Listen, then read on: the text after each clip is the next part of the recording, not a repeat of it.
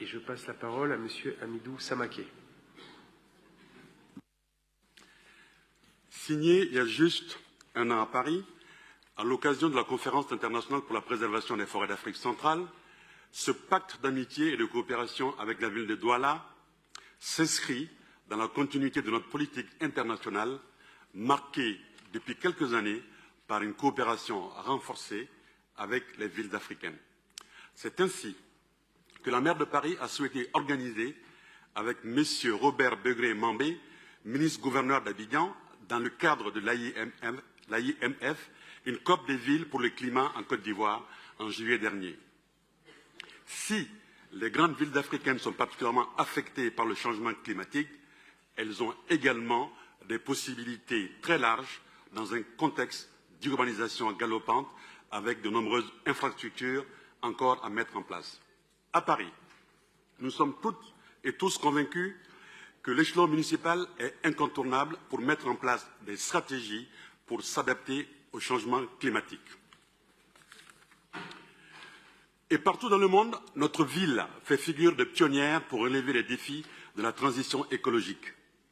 Traitement des déchets, assainissement, mobilité, accès à l'eau, rénovation des bâtiments. Dans toutes nos politiques publiques, nous cherchons à nous adapter au mieux aux défis climatiques.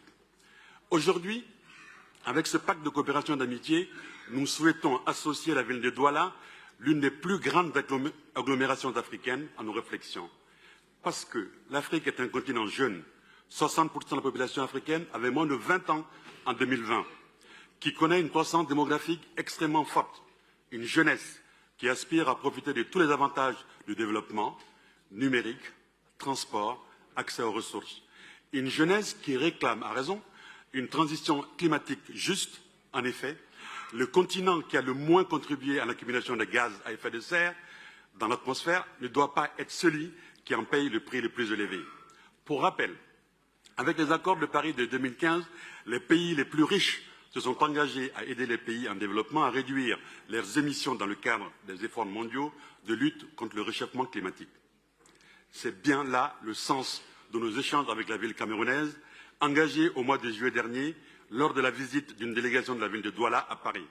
La délégation a notamment rencontré le service des espaces verts, visité le SICTOM, l'Académie du climat, le quartier jeune ou encore la Pure.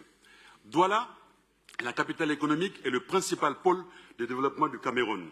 C'est une ville peuplée de près de 6 millions d'habitants, marquée par une forte croissance urbaine et un étalement important, notamment des populations les plus précaires, à proximité des zones humides. Depuis 2015, la ville a inscrit la lutte contre le changement climatique et la préservation des milieux naturels au cœur de sa politique de développement urbain. Je voudrais aussi signaler que nous entretenons des liens d'amitié historiques et particulièrement forts avec le Cameroun, dont nombre de ressortissants vivent heureux à Paris.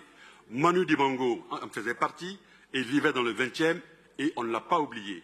Je souhaite que cette coopération entre Paris et Douala poursuive ses objectifs ambitieux avec succès au bénéfice des Doualaises et des Doualais comme des Parisiennes et Parisiens. Je vous en remercie.